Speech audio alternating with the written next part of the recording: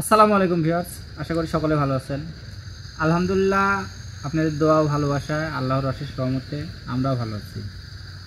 আর আপনারা দেখতে পাচ্ছেন আমরা একটা বাগানে বসে আছি আসনে। আসলে আমরা কিন্তু এই বাগানে গতকালকে আসছিলাম।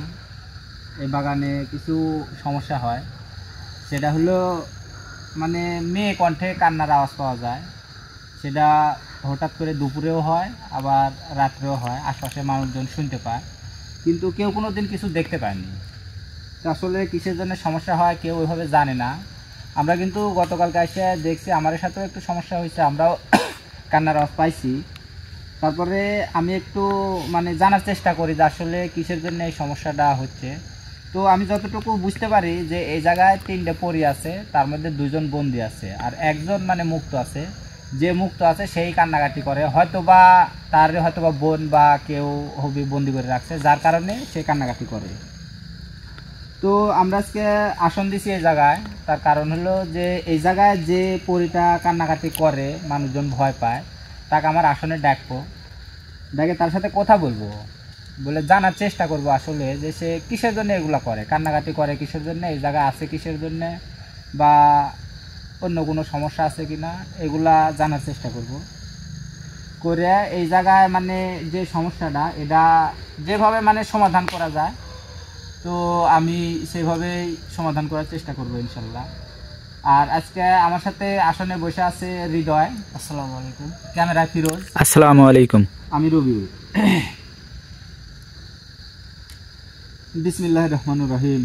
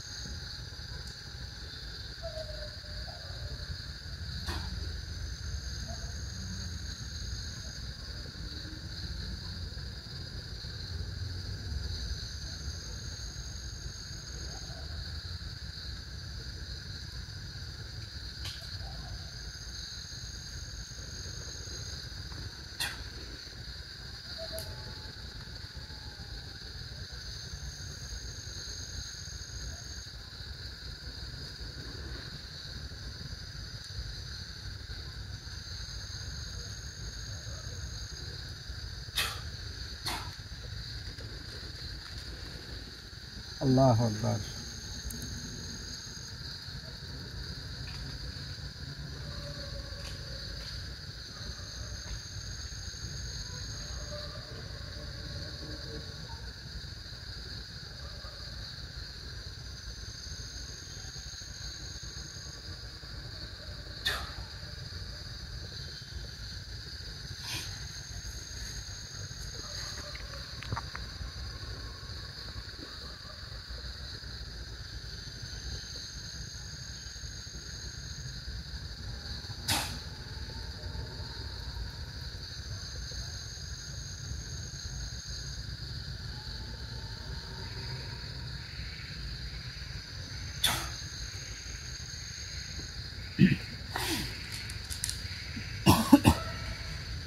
বিসমিল্লাহির রহমানির রহিম।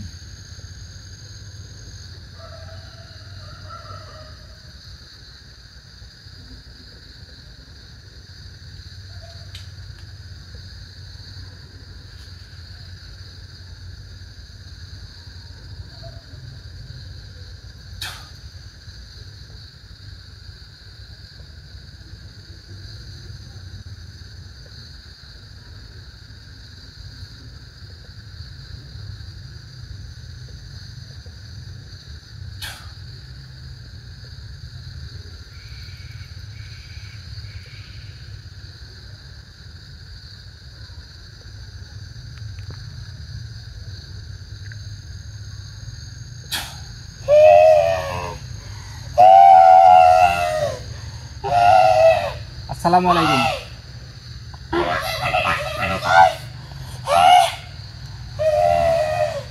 আপনি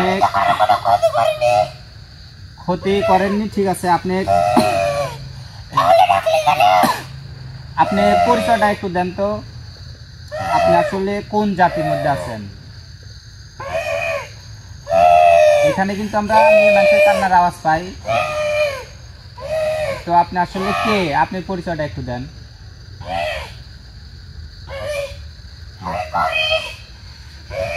সেটা আমি গতকালে বলছিলাম। তো আপনি আসলে এই বাগানের মধ্যে যে কারো কোনো সমস্যা হয় না, কিন্তু এই যে কান্নাকাটিটা করেন মানুষজন কিন্তু এটার জন্য ভয় পায়। তো আমরা যে গতকালকে আসছিলাম এই জায়গায়, আমাদের সাথেও কিন্তু এরকম ঘটনা আপনি করছেন। তো এগুলা কিসের জন্য করেন?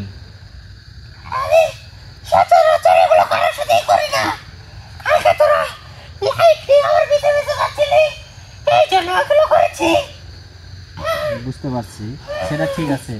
আমার সাথে করছেন, আমরা আপনাকে ফলো করছি বা আপনাকে দেখছি, সেটা ঠিক আছে। কিন্তু এই যে মাঝে মাঝে এই আশপাশের লোকজন যে এখানে থেকে কান্নার আওয়াজ পায়, আপনি কিন্তু কেউ দেখে না, কিন্তু যে আওয়াজটা পায় এটার জন্য কিন্তু ভয় পায়।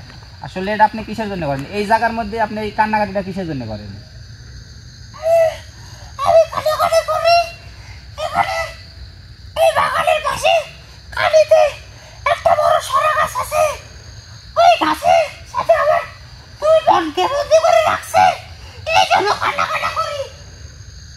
আমি গতকালকে বললাম না যে এই জায়গার মধ্যে 3টে পরি আছে, তার মধ্যে 2টা বন্দি আছে। এ কিন্তু সেই কথা বলল। আসলে আপনি কান্নাকাটি করেন না, আপনার কোনো সমস্যা নাই। আপনাকে আমি ডাকছি শুধু জানার জন্য, আপনি তো কারো ক্ষতি করেন না। কিন্তু আপনি কিসের জন্য কান্নাকাটি করেন, আপনার কোনো সমস্যা আছে কিনা এটা জানার জন্য আপনাকে ডাকছি। আপনি কান্নাকাটিটা বন্ধ করেন, আর আসলে কিসের জন্য এই কান্নাটা করেন এটা একটু আমাকে যদি বলেন তাহলে ভালো হয়।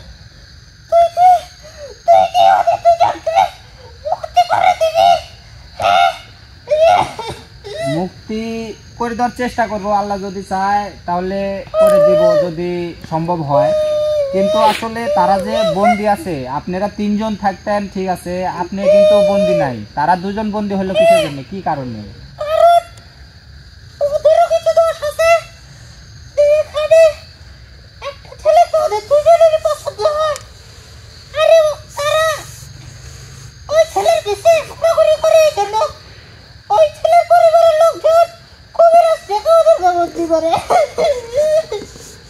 আসলে এটা কিন্তু স্বাভাবিক নিয়ম যে একটা পরিবারের উপর যখন একটা পরি একটা ছেলের উপর সমস্যা করবি বা মানে তার প্রতি আকৃষ্ট হবি, তাও আবার 2টা পরি, তাহলে কিন্তু ওই ছেলের আসলে খারাপ রকম সমস্যাই হয়েছিল, যার কারণে কবিরাজ তাকে কিন্তু বন্দি করে ফেলছে।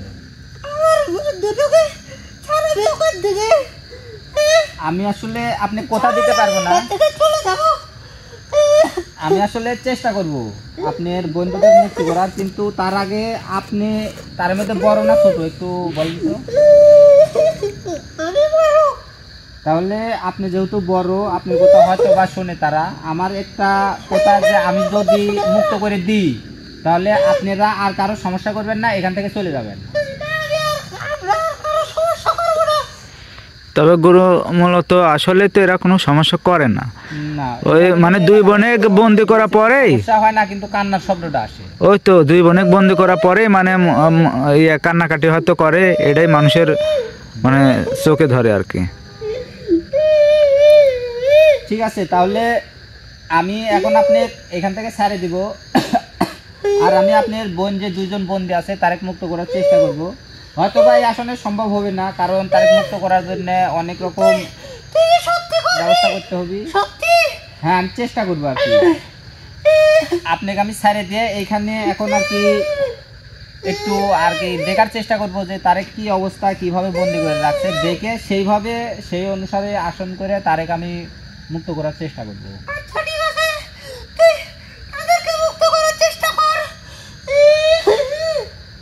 আর আমার এখন তারেক মুক্ত করতে 2, 4, 5 দিন বা 1 সপ্তাহ সময় লেগে যেতে পারে।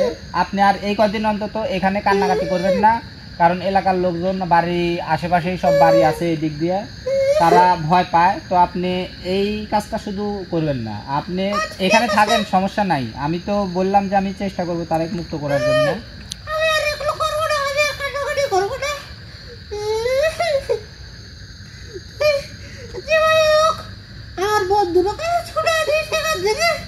হ্যাঁ, আমি মুক্ত করার চেষ্টা করবো ইনশাল্লাহ।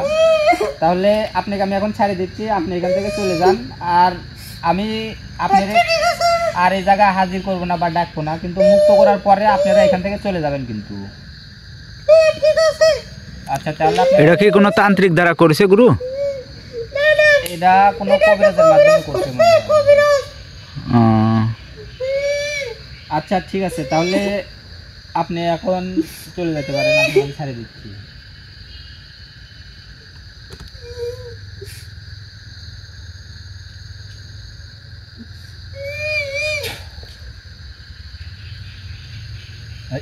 হৃদয় হৃদয় হ্যাঁ হৃদয় হৃদয় হৃদয়।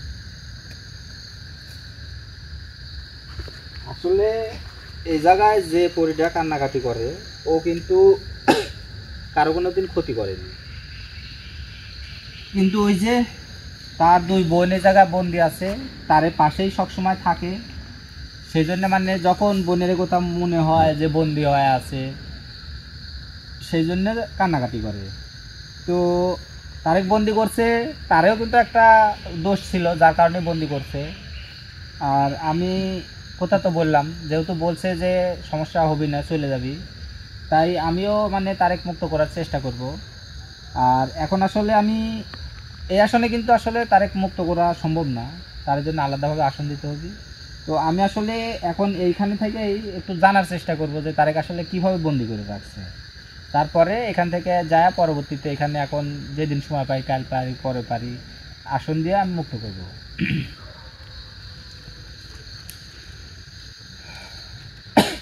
বিসমিল্লাহ।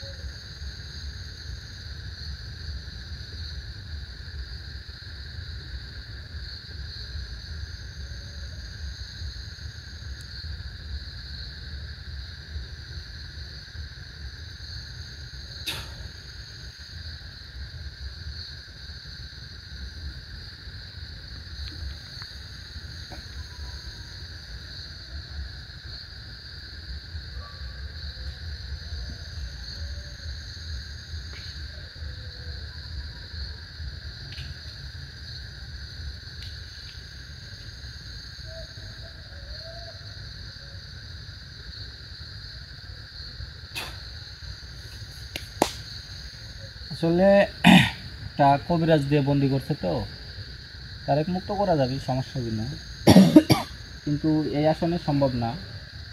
তো যেভাবে বন্দি করছে, যারে দুজনক বন্দি করে রাখছে তারা মানে খুব কষ্টে আছে। তারেক মানে এমনভাবে রাখছে যে তারা একরকম মানে বাইন্দে রাখলে যেরকম একটা মানুষকে যদি বাইন্দে রাখে লড়াচড়া করতে পারবি না, কথা করতে পারবি না, এরমভাবে যদি রাখে তাহলে যে অবস্থায় থাকে মানে তাকেও সেই দুজনাকে ওইভাবেই রাখছে। তো আমি ইনশাল্লাহ আসন দিয়ে তাকে মুক্ত করার চেষ্টা করব তার দুজনা। আর এখন আমরা এখান থেকে চলে যাব, কারণ এই আসনে ওই মুক্তর যে করার জন্য যে কাজগুলো করতে হবে এইভাবে এখন সম্ভব না, পরবর্তীতে কাজ করতে হবে। আসনেও কিছু কাজ করতে হয় বা আসনের বাইরেও আমার অনেক কিছু করণীয় থাকে যেগুলো করতে হয়। মানে আমরা ক্যামেরার সামনে যেটুকু করি এইটুকু কাজই যে সম্পূর্ণ এরকম না, কিন্তু ক্যামেরার বাইরেও আমার অনেক কিছু করতে হয় যেগুলা মানে ওইভাবে ক্যামেরায় দেখানো সম্ভব হয় না, কারণ বিভিন্ন জায়গায় বিভিন্ন রকম একটু একটু একটু একটু করে কাজ করতে হয়। তারপরে আমরা এখানে এসে একটা কাজের লাস্ট ফিনিশিং করে একটা ফিনিশিং করি যে কোনো কাজে। তো আমরা এখন এখান থেকে বিদায় নিব। আর এখানে যে সমস্যা সেটা আমি অবশ্যই সমাধান করার চেষ্টা করবো ইনশাল্লাহ। আমরা এখন এখান থেকে চলে যাব। আসসালামু আলাইকুম।